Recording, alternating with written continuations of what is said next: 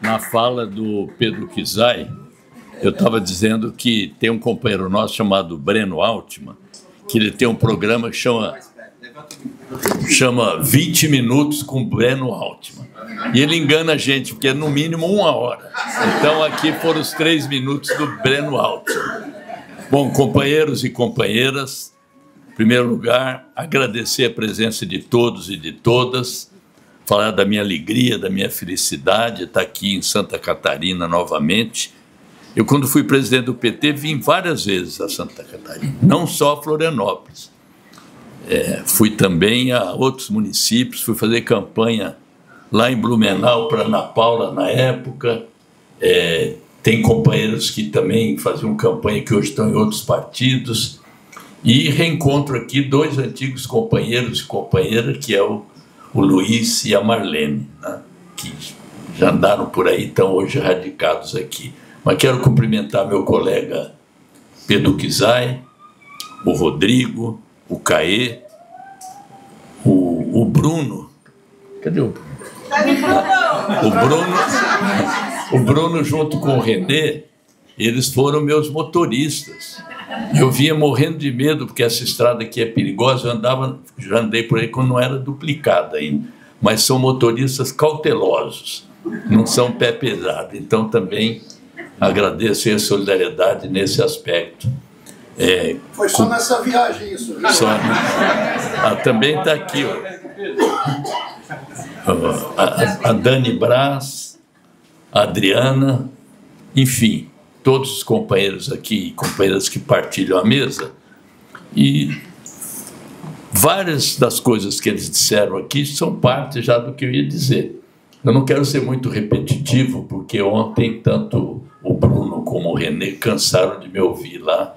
Então, aqui eu não corro o risco de falar uma coisa para cada público diferente, como um dos candidatos nossos costuma fazer. Então, me desculpem se eu vou ser repetitivo, porque eu tenho uma ideia sobre o PT, sobre nossas tarefas hoje, então vocês vão me ouvir várias vezes falando coisas parecidas aqui.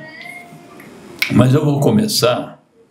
Ontem eu falei isso no final, vou variar um pouco, vou falar no começo, para eu me apresentar, porque às vezes as pessoas me conhecem de nome, já ouviram falar e tal.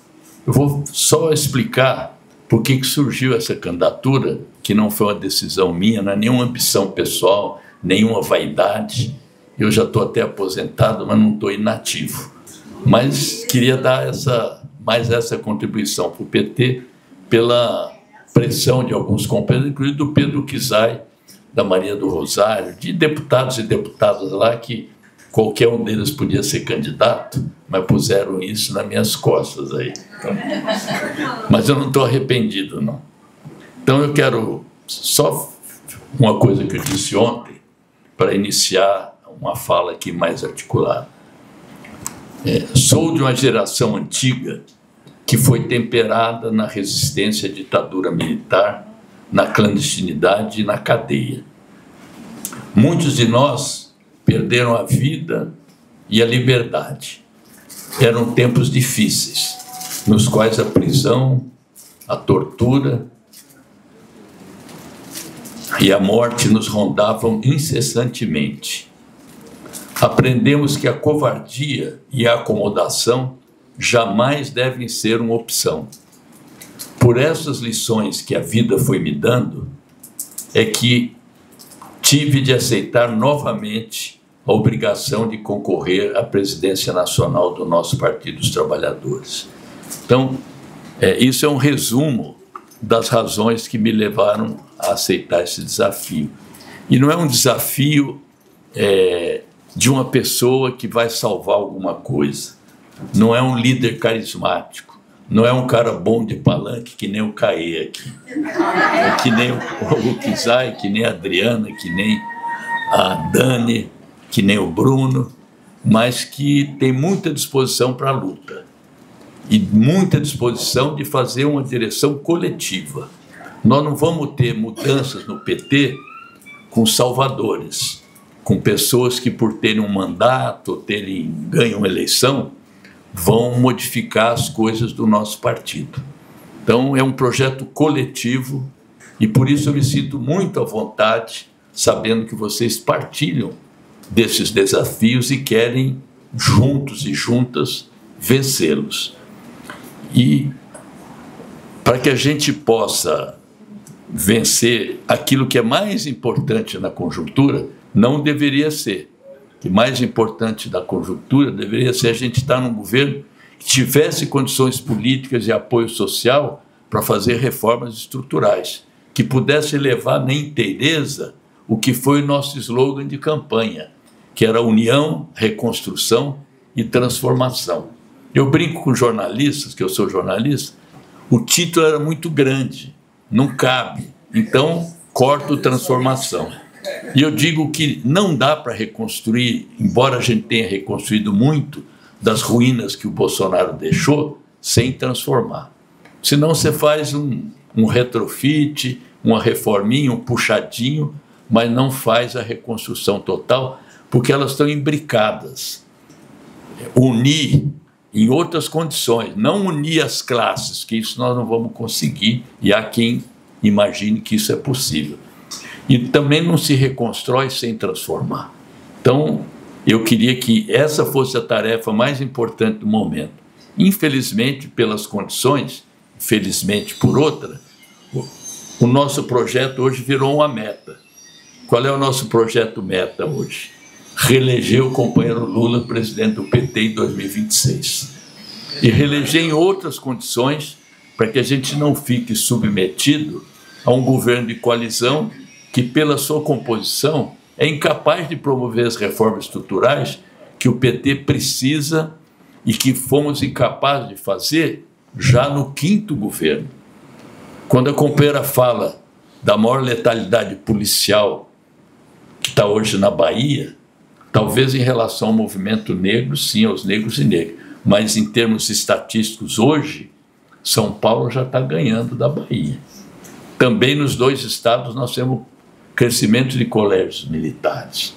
Então é preciso a gente fazer uma reflexão sobre a vida do nosso partido. Eu não quero aqui fazer juízo de valor, nem acusar responsabilidade de direção, desse ou daquele. É uma coisa coletiva que está penetrando em nós. O neoliberalismo, que é essa etapa atual do capitalismo, não mexe só com a economia. Entra na nossa cabeça, mexe com valores, mexe com culturas, mexe com o vocabulário, com a linguagem, com os eufemismos. Ah, o pessoal da Faria Lima, os Faria Limers, parece uma coisa até o pessoal vai de tênis e coletezinho emborrachado, mas ali é o núcleo do grande capital financeiro que é hegemônico aqui no país. Nós temos uma economia financeirizada e uma economia que nos remete para um grande fazendão, que é o agronegócio dominante. Ah, mas tem o agronegócio do bem, tem o agronegócio explorador, são classes dominantes no nosso país. E nós esquecemos que existem classes. Ah, são setores médios, não, é o centro, é a extrema-direita, é a direita. Isso vai diluindo a existência de quem dá base a essas ideias. Então, a melhor maneira de assegurar a reeleição do presidente Lula e criar condições para um governo de maiores avanços é ter um partido aguerrido, combativo, que dialoga, negocia, mas sabe que tem que fazer enfrentamento, que tem um pé na institucionalidade, uma ação no parlamento, mas vários pés e várias mãos no movimento social, nas ruas, junto às classes trabalhadoras. Ah, mas a classe trabalhadora mudou muito. Ah, o país mudou muito, o PT mudou muito, sim. Só que a exploração e a opressão sobre as classes trabalhadoras continua existindo, embora de formas diferentes e muitas vezes mais sutis, mas mais dolorosas também. Porque, vejam, mais de 1 milhão de trabalhadores dos chamados aplicativos, sem direitos, com baixa remuneração, com jornadas exaustivas, e a gente acha que são os empreendedores. E eles mesmos acham que são os empreendedores. Eu sou patrão, eu não tenho patrão. Tem um algoritmo lá que manda nele. Mas não há a noção de que aquilo é uma nova forma de exploração. O tratamento aos imigrantes, os trabalhos análogos à escravidão, que cria uma outra figura hoje do desenvolvimento do capitalismo aqui, que é a expropriação com os povos indígenas, com a mineração predatória, com os desmatamentos. Agora, por exemplo, eu vi o nosso companheiro Haddad, que é trazer data centers, grandes data centers aqui para o Brasil, com subsídio, inclusive, quando nós poderíamos, talvez, estar desenvolvendo os nossos data centers e não drenando tanta água e tanta energia, que nós, como nenhum outro país, temos tanta energia solar, tanta energia eólica, mas a Universidade Federal do Rio de Janeiro queria desenvolver um data center, não tinha dinheiro para pagar a conta de luz. Então, essas questões, elas têm que ser tratadas pelo nosso partido. Os nossos militantes e a nossa militância precisa ter argumentos, precisa ter informação. Isso não se faz com uma palestra, com uma conversa aqui. São atividades cotidianas, nos locais de moradia, nos locais de estudo. Por isso que eu disse também no meu discurso de lançamento que eu gostaria de ver, de rever um núcleo, uma forma de organização ao lado de cada igreja evangélica.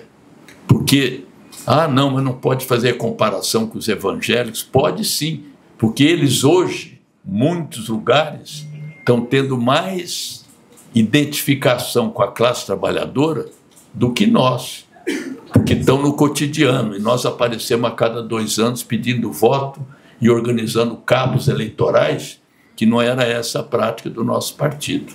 Muito bom, é isso aí! Então, isso não se faz do dia para a noite, isso não se faz com uma pessoa só, mas isso se faz também criando clareza, criando nitidez de onde nós queremos chegar. Por que nós estamos tendo dificuldade? Estou vendo aqui com satisfação, tem jovens aqui que podiam estar me substituindo, porque tem conhecimento, tem disposição, já tem experiência de luta, experiência no parlamento, mas a juventude está escasseando no nosso partido. E por quê? Porque nós não temos um projeto futuro muito bem definido. Nós nos esquecemos de que o PT surgiu para ser instrumento de libertação e de autoemancipação das classes trabalhadoras. Então, eu estava até falando lá em Curitiba, tem a militância socialista do Pedro Kizai, tem a democracia socialista, tem a resistência socialista, enfim, tem o quilombo socialista, que eu fiquei sabendo essa semana, fiz uma live com eles, mas com raras exceções. Não estou dizendo que ninguém mais defende o socialismo no PT, mas o socialismo vira nome de tendência. Mas eu fiz uma pesquisa, o Luiz Sérgio deve saber bem disso, e fui ver as resoluções do PT, desde a fundação até os últimos tempos. No manifesto de fundação, nos primeiros tempos, cada parágrafo tinha socialismo, sociedade socialista, sociedade justa, solidária, sem opressão, sem exploração, e foi diminuindo, foi diminuindo. Agora, eu não sei, nas resoluções do 7º Congresso, porque elas não foram publicadas ainda, porque não existem, não foram aprovadas, mas a última menção que tinha a questão do socialismo são as resoluções do 6º Congresso, que boa parte delas talvez tenham sido revogadas pelo 7º, porque estava achando que estava muito à esquerda a resolução do 6º. Só que, curiosamente, foi a primeira vez que uma resolução partidária foi apresentada no Congresso, a resolução da direção do partido, para ser emendada e tal. Por quê? Porque foi construída com representantes de todas as tendências do partido, e sem votação, porque senão tinha mais gente do CNB, tinha menos gente, foi proporcional. Foi aprovada por todas as tendências, e depois o saudoso Marco Aurélio Garcia foi retirado do Diretório Nacional pelo CNB, porque disseram que ele tinha sido enganado por mim na formulação das teses, que eu passei algum contrabando que... Então, por enquanto, é a resolução que os companheiros aqui mencionaram, a criar condições para a convocação de uma constituinte, está lá, mas não se fala mais nisso. Tudo que é um objetivo a alcançar, não dá porque não passa, não dá porque a gente vai perder voto na eleição, não dá porque não vota no parlamento. É uma ideia de que a correlação de forças, que a gente sempre deve acompanhar, deve ter, assim, muita segurança de como analisá-la, mas a correlação de forças não é um elemento geológico, que vai demorar séculos para mudar as placas tectônicas e tal. Ela é alterada, ela está sendo alterada contra nós nesse momento. Por quê? Porque nós estamos encolhidos. Então, 315 votos contra 140 para livrar o Ramagem e a Corja lá do 8 de janeiro, que o Supremo Tribunal Federal foi obrigado a corrigir. Mas caiu alguma peça. O microfone está... Como é que eu ponho? Coloca, só colocar. Aí. Desculpe a nossa falha, como diz. Mas então, desses 315, muitos deles, eu acho que pelo menos a metade, ou um pouco mais da metade, participam do nosso governo. Então, quando falam, não, precisamos de uma frente ampla para reeleger o Lula, eu não chamo isso que existe lá de frente ampla. Eu chamo uma frente eleitoral enorme que se abrigou no nosso governo, porque frente ampla são construções históricas no nosso conceito, é como tem no Uruguai. Aqui não é frente ampla, aqui é uma acomodação que foi feita nas circunstâncias eleitorais. E o PT tem todo o direito e toda a obrigação de disputar lá dentro do governo. Então, faço um parênteses aqui, quando estou falando do nosso governo, não tem ninguém no PT que não defenda o nosso governo. Não tem ninguém no nosso governo que não defenda o presidente Lula. Então, dizer que crítica e disputa é ser contra o governo, isso aí é uma mistificação. E é uma maneira de fazer política transversa, escondida, para fugir ao debate político real. Porque a gente sabe...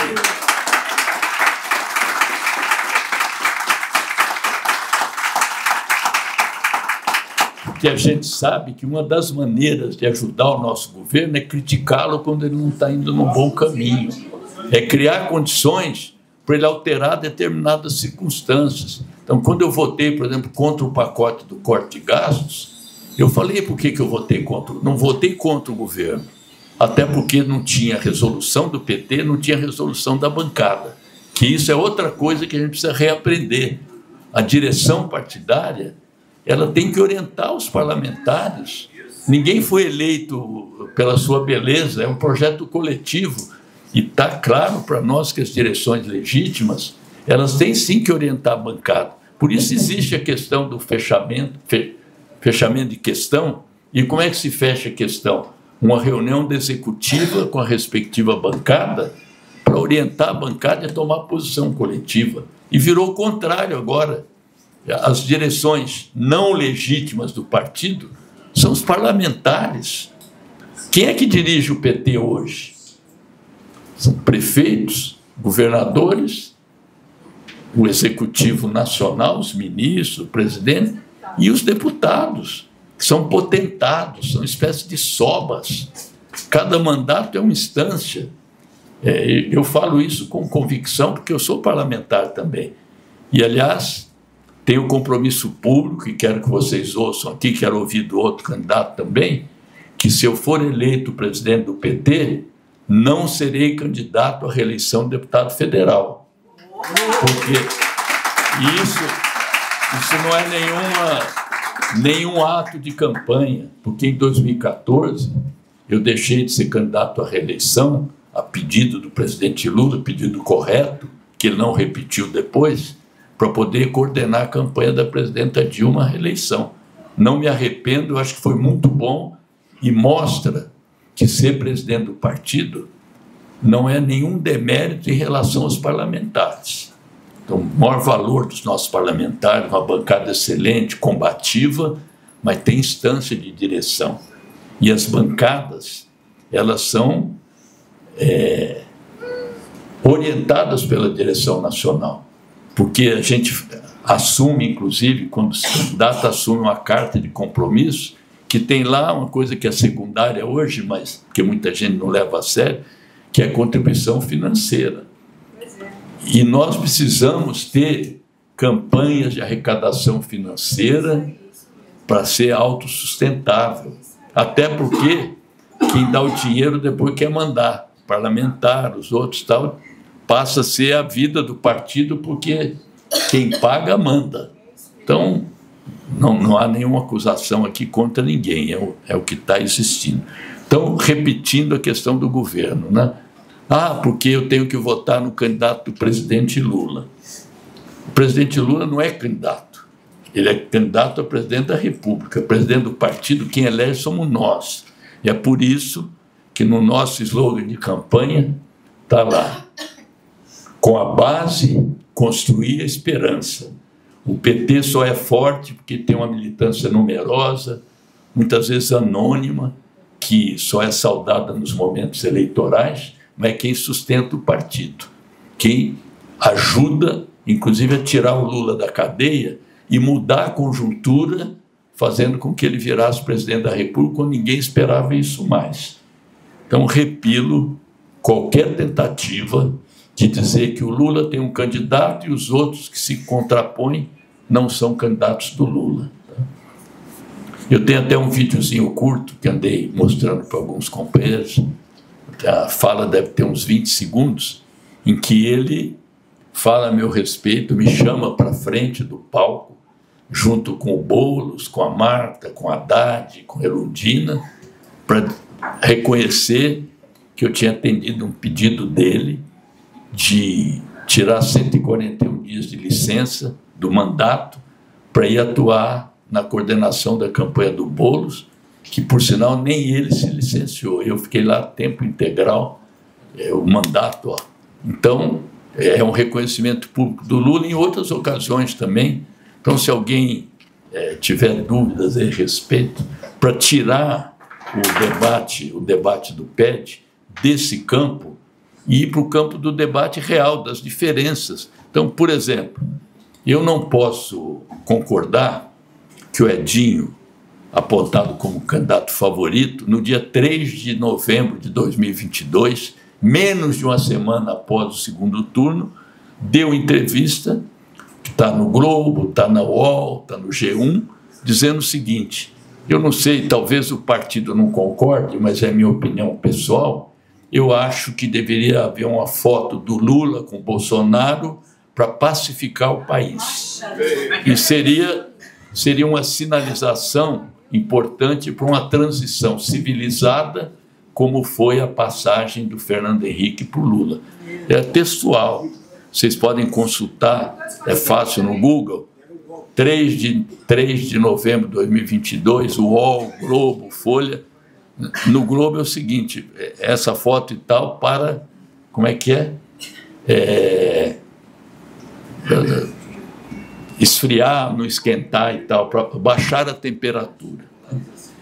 Também não posso concordar que, isso é outra coisa que desapareceu do nosso vocabulário, que o imperialismo yankee, como ele dizia, e eu não falo mais norte-americano, o imperialismo dos Estados Unidos, porque norte-americano é o Canadá também, então, mudar essa linguagem aí. Que o Edinho vá visitar a embaixada dos Estados Unidos, tirando foto com o segundo do segundo. Nessa época, e nem tinha vindo o Trump ainda, que quer transformar de novo a América Latina e o Brasil no seu quintal. Eu quis fazer um contraponto a isso, porque não fazia sentido. Primeiro, ele não é diplomata, não é presidente, não é nada. Para que visitar os Estados Unidos e ser recebido por um funcionário secundário? Aí eu fui visitar o embaixador da Palestina. Então, o Metrópolis fez uma matéria com as duas fotos e não precisava nenhum texto, as duas fotos falavam por si. Quando eu digo isso, é que são avaliações de conjuntura frutos do recuo que o nosso partido vem tendo, por falta de debate político.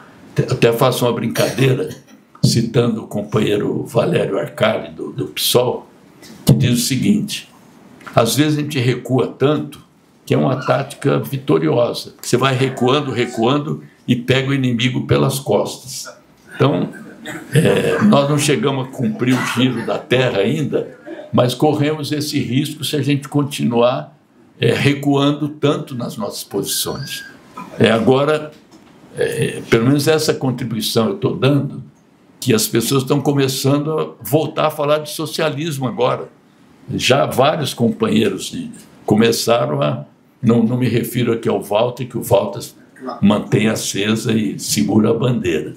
Mas assim, outro dia eu vi atribuído ao Edinho dizendo o seguinte: precisamos voltar a discutir o conceito de socialismo. Não se trata de defender o conceito de socialismo, não é, né? Escola de ciência política. É retomar o nosso projeto originário. E não é voltar ao passado.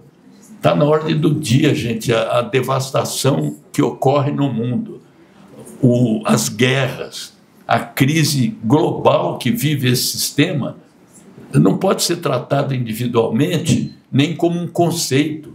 É preciso dar nome aos bois. O que ocorre hoje de desgraça, de devastação da natureza, da explosão das cidades ocas, como é São Paulo hoje, prédios monumentais sem gente para morar porque não tem dinheiro. Quer dizer, esse é o capitalismo. Dê o nome que der, neoliberalismo, regime de mercado, é o capitalismo que nós nos propusemos a combater.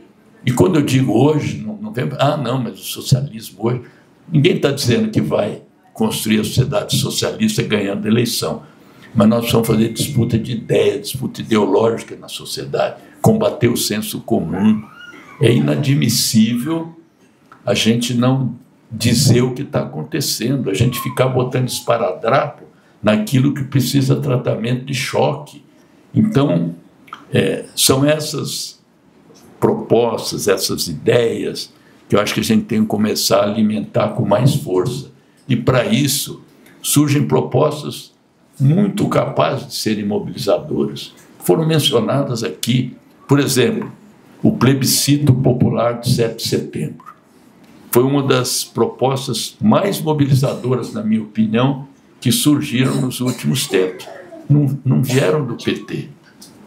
Aliás, o presidente Lula, no 1º de maio, pela primeira vez, falou da importância do fim da escala 6x1. E é tarefa nossa, eu acho, dar força para esse plebiscito. E quanto maior for o número de votantes, melhor. Mas tão importante quanto é a fase de preparação. A gente começar a abraçar isso e ir nos locais para discutir isso aí, com os trabalhadores e as trabalhadoras, inclusive. Os pontos que estão postos, eu acrescentaria também o sem anistia. Porque a gente fala o sem anistia, houve uma repulsa até, não está pegando bem, apesar de terem votado a urgência na Câmara dos Deputados, com larga maioria, mas agora estão fazendo um pequeno desvio, que eu chamo de anistia meia-boca, que está sendo tramada por setores do parlamento, inclusive gente das nossas bancadas, com o Supremo Tribunal Federal, porque as penas são exageradas. Coitadinha da moça do batom, tão ingênua, deixou 2 filhos em casa, pequenos, pagou R$50 e foi lá conversar com quem estava acampado. Quer dizer, ela, vou fazer uma brincadeirinha, vou pichar a estátua da justiça. E essa é uma forma de ir passando o pano, porque as pessoas não querem anistia dos crimes, querem anistia das penas, não querem anistia das penas, querem anistia dos crimes, como é a tradição aqui na nossa história. Anistia